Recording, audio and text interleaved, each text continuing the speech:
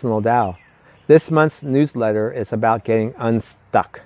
Okay, there are two sides to this equation of being stuck. There's being personally stuck, and there's being socially stuck. This conversation today is going to focus on being personally stuck. Now, before we talk about personal stuck, let's talk about social stuck for just a few minutes. We're seeing great change. We're seeing large problems. We're seeing a lot of interesting shifts in the world culture as we talk right now. And a lot of people are getting stuck. People aren't working with each other. People are actually coming to loggerheads against each other. There's a lot of fighting going on. And the truth of the matter is, that's one of the traps of why we're stuck. Because over the last few hundred years, the modern culture has caused people to separate from each other. And separating from each other, we've disconnected from each other. We've learned to be disconnected. And we've not learned to work with each other. So in communication, we've learned not to work with each other. We've learned not to compromise. We learned not to understand the other side of the equation. So that's a problem. In becoming more individualistic in the modern culture, it's also broken down the ability of people to work together. And that's a real problem. If you look at a big thing over the last 3 years, the term ghosting. Ghosting is becoming more and more prevalent, where people just drop out rather than work with each other. And sometimes that is the right way to handle a situation. If you're dealing with someone abusive or someone who is attacking you and you don't need them in your life, yeah, ghost them. But the trouble is, it also prevents communication. And when there's no one communicating, then the society gets stuck. So a lot of the problems of the social issues being stuck are due to bad communication, due to people not working with each other. And we'll talk about that in the future audio. So if you feel stuck at the social level, the clue is learn and work with communication. Figure out ways to work with others, even if they piss you off, even if it's hard. We have to find ways to work with each other to break through the social stuck that we're seeing at the larger level.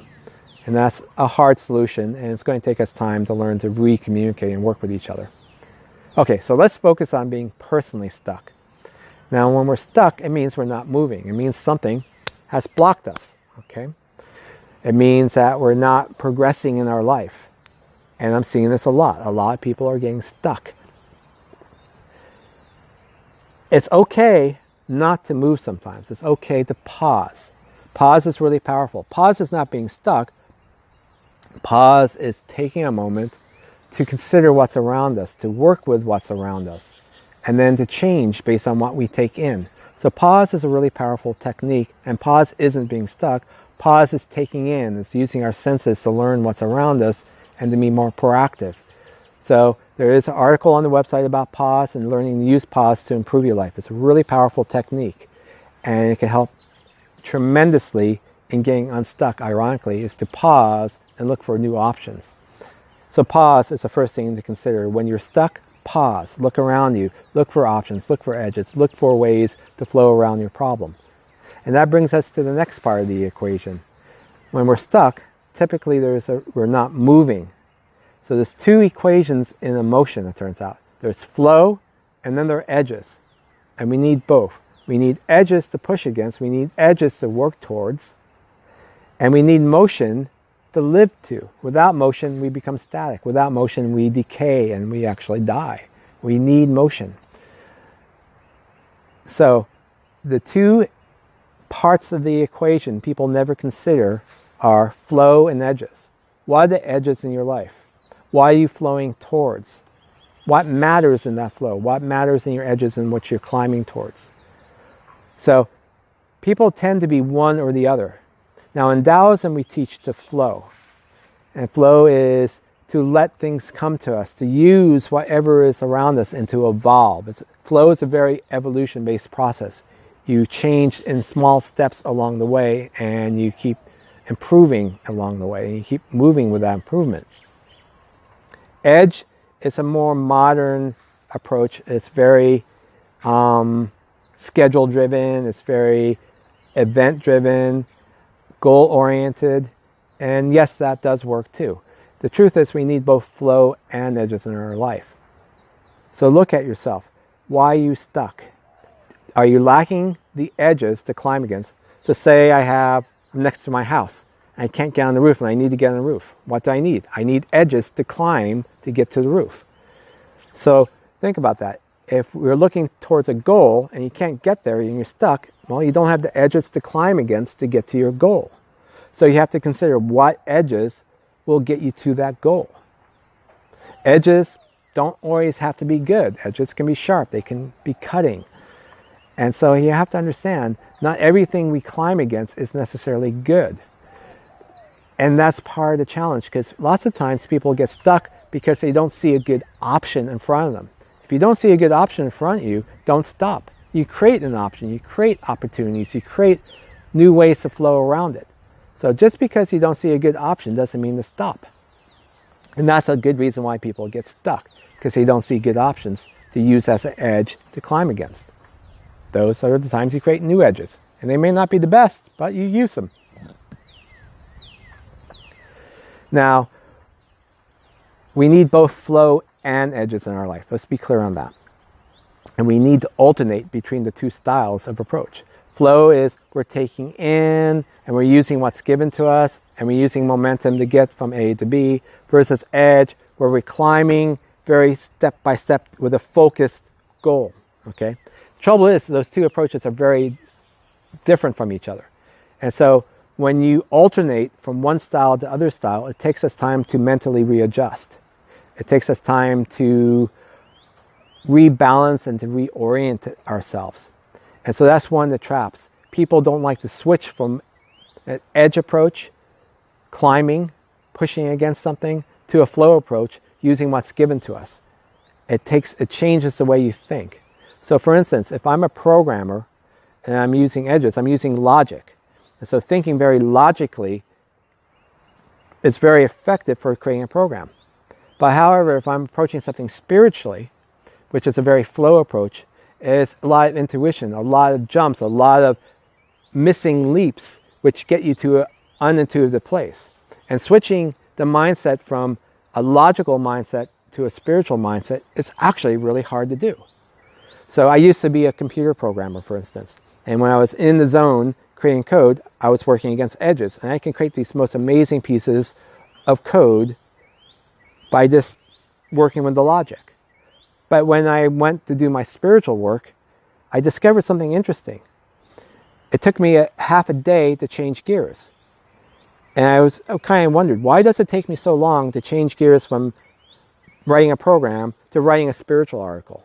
It's because it's a different process. It uses a different part of the mind.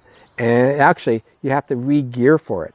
And that's one reason people don't go fast from an edge approach to a flow approach, because it uses a different part of the mind. It's actually difficult to change the gears. So here's a deep secret in changing gears. Give yourself time to change gears. Don't do it fast. Don't strip the gears trying to go from 0 to 60 all at once. So when you're using an edge approach, a schedule approach for instance, great. But when you hit a blockage, you pause and you allow yourself to downshift. You give yourself some time to see bigger options. You give yourself time to think intuitively and realize that thinking intuitively is very different than thinking logically. So you have to relax into that change and give yourself those few hours to shift. And it feels like it's really counterproductive just to do that shift at times, so people don't. And then when they get in that middle part of the shifting between going from the edgy, schedule-driven style of living to the intuitive style of living, they get stuck. They lose their momentum. And that's one of the traps. If you lose your momentum, you tend to get stuck.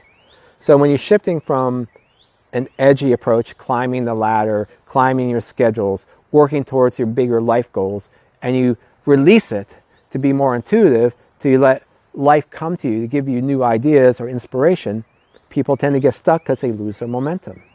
So the secret is, give yourself time to readjust so you can move from one to the other style. And that's really important. Now we can bootstrap ourselves. So what that means is we can use something to drive us towards one or the other sides of the equation. So for instance, if you are working to a calendar, you're creating a program, you are building a house. Well, that schedule will keep you on track. You will work on it. And you could listen to like a piece of music that has a beat to it, and the beat will keep you on track to what you're working to. Or a calendar or a work schedule is actually a track that keeps you moving. So we can bootstrap our action to an external thing that keeps us moving along to what we bootstrap ourselves to. Music is a great thing to bootstrap ourselves to. Music can bootstrap towards an edge or towards the flow, because the music we pick can lead us towards one or the other.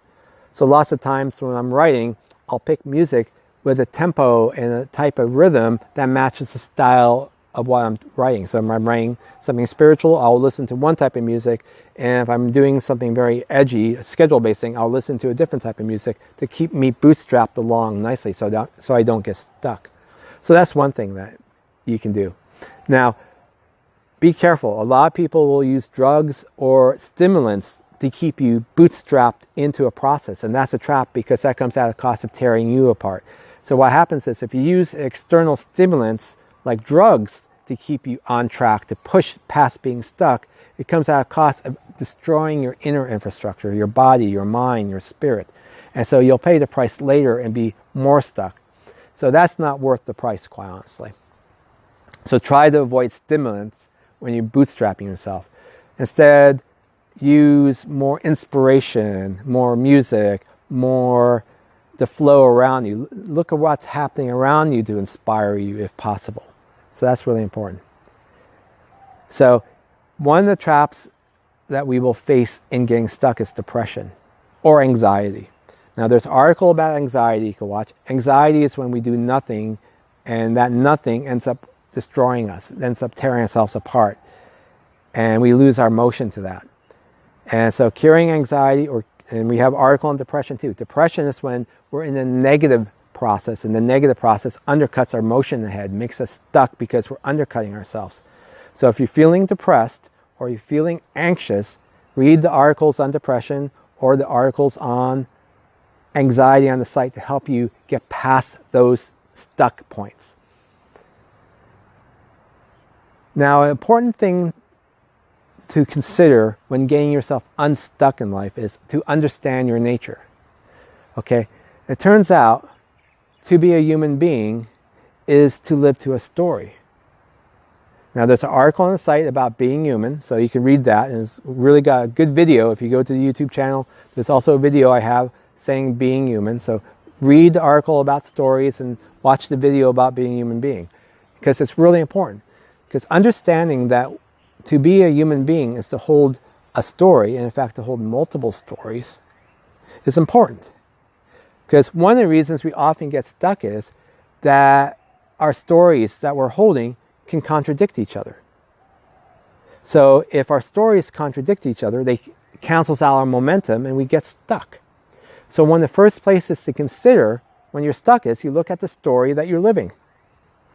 And you ask yourself, is this story a good story? Is this story going in a direction that complements me? Or is this story undercutting me? Is this story preventing me from moving? You see, it turns out the average person, the average human being, doesn't create their own story. They follow the story that's given to them unconsciously. And each story has a beat to it. Each story has a goal in it. Each story has its own rhythm to it. And just because you're following a story doesn't mean it's your story. Doesn't mean it's a story that complements you. So a lot of people in the United States are given the American dream story to always succeed, to always be on top, to make lots of money. And sometimes making lots of money is the exact last thing you need to do. Sometimes you need to work towards your health. Sometimes you need to work towards your family. Sometimes you need to work towards your dream. And so just working to the story of being on top, being a CEO, doing the best you can so you can make the most can work against you. It can undercut your other stories. And so lots of times when people get stuck, it's because there's a conflict in their stories. So we work with a lot of people because as spiritual teachers, we help people come into their stories to help them realign to the stories that flow smoothly.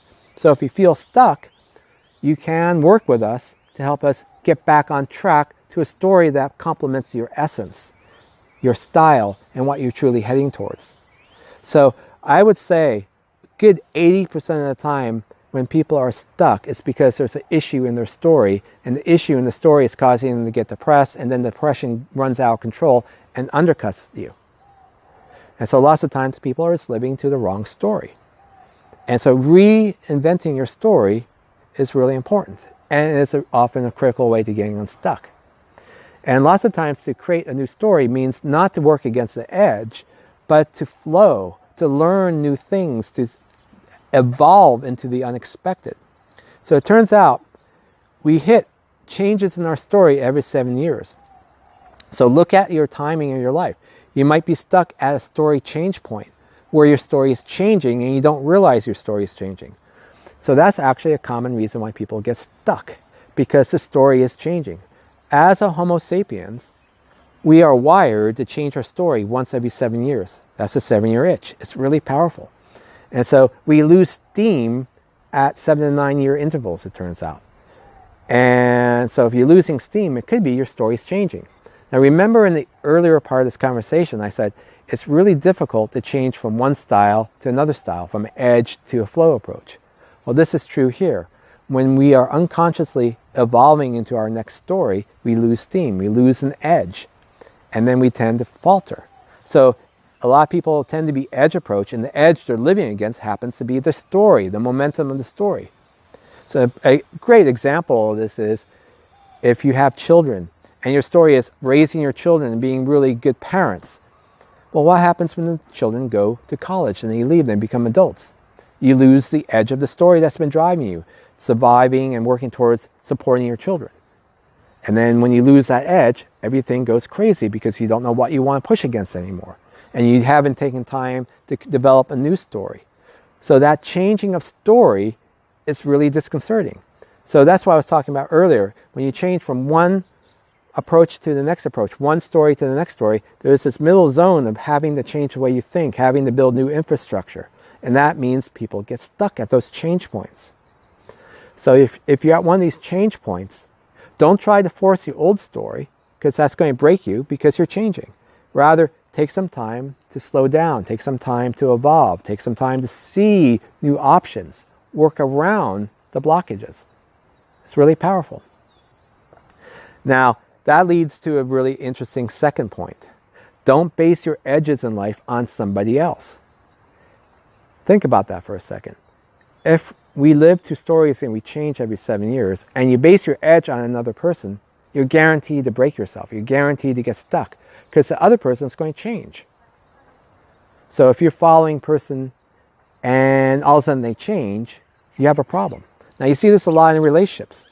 And we do a lot of relationship work. So if your relationship is falling apart, we're here to help you. And one of the reasons relationships fall apart is because their stories change in the middle of the relationship. If every 7 years we change, and we don't work with our partner to change with our partner, and you've been married, say, for 14 years, that means you've changed twice over, your partner's changed twice over. That means you're 4 life stories apart from each other. And then all of a sudden you reach a point where you're far enough apart, and this partner changes their story to be something totally different. And now you've lost your edge because they're going in a direction that's counter from the edge that you're going against. You're still wired to go against where they were going against rather than where they're going against now. And oftentimes they'll push you back because they don't necessarily want you to follow them. So when you base your edges on another person, it's very dangerous because people change their direction more than you realize every 7 years because their stories change. So if your relationship is having problems, if you're feeling stuck in your relationship, we can work with you to readjust, to realign your stories, to come back into harmony with your partner. So we do a lot of work there in helping people come back together in a relationship, to get unstuck in a relationship. So it happens. So be careful. When you're working with an edge, a schedule, a goal, make sure it's based on you, not someone else. It's okay to have someone else to follow, to be inspired by them. That's okay. But always remember to have your own edge too. So if they shift course, you have something still to work against. Don't forget your own centering. Don't forget your own direction. It's easy to follow. It's hard to be drifting without someone to follow if you're a follower. So be careful. A lot of people like to follow, and people do change. So be careful how you follow others. Now, work with tides. This is one of the deepest teachings I have, actually. It's a really powerful teaching, to work with tides. There's an article on the site about tides. And it turns out we have high tides in life and low tides in life. When tides are high, the tide is the edge that we're working against. Things are going well. So if times are economically really strong, that's a high tide. If you have a good marriage and your children are healthy, that's a high tide. Tides add and subtract from each other. So if you're sick, that's a low tide. If it's winter and you're hunkering down, that's a low tide. So tides are additive. High and low tides add up. And it turns out there are hundreds of tides in life, and they add up and subtract from each other. And if you notice, these external tides, they influence us. They float us or they sink us. And we have to learn to work with tides. So lots of times when we're stuck, it's because we're in a low tide moment where things around us are lower, and we might be lower because we might be sick or we might be worn out. And so we're in a low tide moment. So work with tides. See the tides in your life. If you notice, for instance, that you're in a low tide moment, it means don't try to climb in a low tide moment. Rather, you relax and you look at what the low tide reveals and you heal yourself. So low tide moments are times of healing. They're times of getting stronger. They're times of building up information and also discovering new truth. Low tide moments are when you're going to discover what a person truly is. When people are at their lowest is when you're seeing them for who they are. So low tide moments are really important for discovering truth. We need low tide moments. So don't try to avoid low tide moments. Use them. Now, when the tide begins to come back into your life, when things begin coming together, then you begin building upon the tide. Now, you don't try, the trap is, when you get to the high tide moment, is to always push and push and push, because if you over push in the high tide, you're going to crash when the low tide comes again. So you have to recognize these tides, and when you recognize things are beginning to dip again, you slow down and you work with the tide. So lots of times the reason people get stuck is because they're working against the various tides in their life. This is where Taoism comes into really strong play, because in Taoism we teach you to flow. And in teaching you to flow, we're also flowing with these tides. And we're using the tides in a very efficient way then. So tides really play havoc with schedules and goals and edges. But a tide is an edge, and if we learn to flow with that edge, it's really powerful. And again, I can work with you to teach this more directly. So what this means is, for instance, when you're at a low tide moment, like being sick, or you hit a resting point. So the last month or two, it's Christmas, there's been a lot of interesting the government shutdown, a lot of turmoil right now. I've actually been going slower. I haven't been trying to do a lot the last month or two. Rather, I picked one thing to focus on, and I was improving one part of the site, so I was polishing one part of the site to keep myself busy, but I wasn't over pushing myself. Because to over push myself in a low tide moment would be to hurt myself. So the last month or two, I took it easy. I didn't make any videos. I didn't really push myself. Now, high tide is coming along. It's spring, the weather is nicer, everyone's happier, things are moving along a little bit better. So now with this better tide, I'm getting more proactive. Here I am, I'm producing this video, the new newsletter. I didn't force myself to do the newsletter when I was feeling low and when low tide was in, because it would have been a depressing newsletter. Not worth it. I waited. I worked with my tides. I rejuvenated. I read some really good books to inspire myself with. I took some time to have some fun and make myself stronger. I had a cold, so I took some time to heal. Lots of times when we're sick, being sick is an edge we can look and explore against. So being sick is a great time to meditate. So that's a good meditation time to learn more about life. And some of my best inspirations come out of the moments when I've been sick. So use those as good edges. Okay?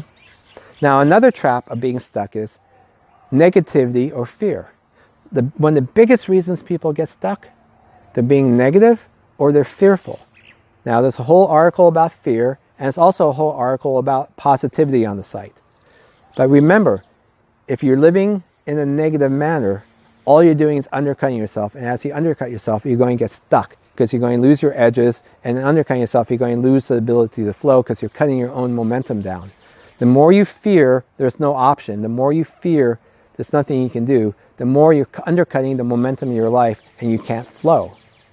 So a deep truth is, if you're stuck, remove any negativity and remove any fear. Now that doesn't mean you have to be overly positive. It doesn't mean you have to be a Pollyanna. If you don't want to be happy-go-lucky, you don't have to be happy-go-lucky. The real secret here is you don't live to negative ideas and you don't live to fear, because if you live to fear or negative, you're undercutting yourself and you will get stuck. So be positive. Yes, we have global change. Yes, there are big changes afoot. Yes, there are really deep social problems. But guess what? Those are also edges we can climb against. We can improve those. Instead of being stuck and saying, oh, I can't do anything because I'm afraid I'm going to get hurt. No. Fear isn't real unless you make it real. If you fear being hurt, you're hurting yourself and you're making the hurt real. So don't get stuck in negativity. Don't get stuck in fear. That's really important. Now, another reason we get stuck is we don't have the language to move on. Language is really powerful. Language blinds us or helps us grow. Words and the language we use is like a ladder. The language we use lets us explore more. So part of the trick of getting unstuck is to discover new words. One of my most fun teachings is teaching people how to have their own words, to expand their language. Because when you hit 40-ish, people tend to get stuck because the language they're using doesn't work anymore. Our language is very physical, but as we get older, we become more spiritual. And a lot of the language we have doesn't help us be spiritual. So you have to learn a new language. You have to expand your words to see what spirit means for you. You have to actually learn your own words, and I call it finding your words. And once you find your words, you have a language to climb against. And a lot of what I teach on the Personal Tao is exactly that. It's been my 20-year path of learning new words, learning new concepts, learning how to pause, learning how to create senses, learning a whole new language to explain all this through. And as I expand that language, it means what I can do is greater and greater, and what my students can do is greater and greater, because we have the language to do more. So lots of times we're stuck because we don't have the language to move against. So if you're feeling stuck, expand your language. Learn music, learn art, learn a new language. See, all those are new ways to learn to express ourselves, and that expression will help us move. So expand your language if you want to get unstuck. It's really powerful. Now, most souls, especially in Western culture, approach this like a home run game. Big leaps, big answers. If you do that, you're going to lose. It's a running game. That means lots of small steps, lots of small incremental steps. Evolution, evolve into a new person. People think that it happens all at once, that when you start a new life, it's, oh, ha, ha. No, it's not like that at all. For instance, I live a very different lifestyle. It didn't happen overnight. It took me over 25 years to craft this lifestyle. It took me lots of small steps, lots of lessons, lots of mistakes to climb against to create a whole new way of living, and a whole new way of working, and a whole new way to balance community. And so if you try to create a whole new community in just 1 year, you're going to fail. And a lot of people try to do that. Gandhi tried to do that. He tried to create this intentional community, and it failed because it was too fast. You can't create quickly. You have to evolve into answers. Now, it's 80% small steps, 20% big steps is the way it works. In other words, you work with a lot of evolution. You slowly build up and develop your language. And then when you least expect it, you'll have a big aha moment where you go, oh, that's what you need to do. But that big aha has infrastructure behind it. It has all the small steps that you built up to get to that big aha moment. And that's why people get stuck, because they're trying to do it all at once. They're trying to find the big answer. They're trying to get the big job. No. The big job comes out of small jobs that you slowly strategically work towards that big leap. So remember, evolution is very effective. There's a reason nature uses evolution, because it works. Now, evolution isn't always logical. Lots of times we have to take counter steps. Lots of times we have to go in negative places to get to the right answer. It's okay to experience a little bit of problem. It's okay to have a little bit of pain. If you are avoiding pain, you're going to get stuck. If you're avoiding problems, you're going to get stuck. So one of the reasons people get stuck is they're trying to avoid a problem. Don't be afraid to tackle a problem head on. Make mistakes. Solve problems by making mistakes and learning and improving. That works. So don't get stuck by facing your problem. Begin making mistakes. Begin making small steps. Learn from them, and then go and continue. Homo sapiens is an interesting critter. Now, we're not very strong, okay? We're not very, on a one-to-one basis, there are a lot of animals that can beat us out. There are two things that Homo sapiens do better than any other species on the planet. The first is endurance. We are the best endurance runners on the planet. We can outrun, in an endurance way, any other animal, basically. We're evolved to work long and hard and patiently, to endure through a process. So remember, don't try to be a cheetah to solve your problem. Pace yourself in a marathon manner to get through the problem. That's our strength, is to endure and to work slowly through a problem. Humans are really good at that. Our other strength is stories. No other animal on the planet changes its stories as much as we do. Other animals are able to hold stories, like a dog and whales, but we change stories once every 7 years, and we can hold a dozen stories. We can create and use stories, and we can evolve against stories. So our two greatest strengths as a Homo sapien, as a human being, are our stories and our endurance. So use those to your advantage. Use the stories as stepping stones. Use your stories to change your life through. Use your endurance to endure through. Don't give this because it's a little hurtful or a little bit of a challenge. Endure through the challenge and you will not get stuck. Expand your stories and you will not get stuck. So as a Homo sapiens, our strengths are our stories and our endurance. Expand your stories, explore your stories, enjoy your stories. Share your stories. They're one of the things that make us truly human and also allow us to do the most amazing thing. We got to the moon through our stories. We are able to create these incredible nations and incredible works through our stories. Right now, we're facing a challenge. Our world is falling apart with global warming by overconsumption, but we can change that through our stories. If we change our stories, we can change the problem we're facing and solve the problem. Stories are the solution. Endurance to slowly work through the problem. You can survive and make it through the challenges ahead. So endure. Those are our strengths. Now, if you need help, we're there to help each other. That's our third strength. We work with each other in community. Community is shared stories. So community is a story. Society is a story. So how we create our shared stories matter. So our third aspect are our shared stories. Share stories, work with each other, and that will create the solution to being socially stuck also. So I hope this helps a little bit. There's a lot in this. Our website has a lot of articles which talk about this in different angles. So read through the Personal Tao website and it will help you a lot. Please subscribe. Right now we're working to 1,000 subscribers. Help us get to that 1,000. Subscribe to Personal Tao YouTube and help us make it to 1,000. I'd be deeply honored and thankful for your help to subscribe. Be strong. Remember, you're not alone. If you need help finding how to flow or to find an edge, Julie and I are here to help you. This is what we do for our living. We help people get back on track in their life, be unstuck, and grow gracefully. So if you feel stuck, contact us. We'll help you. So don't be afraid. Be positive. Create new stories and move ahead in life. You can do it. I'm very sure you can do this. So it's time to be unstuck. It's time to move ahead. So best wishes to everyone and have a great day. Bye.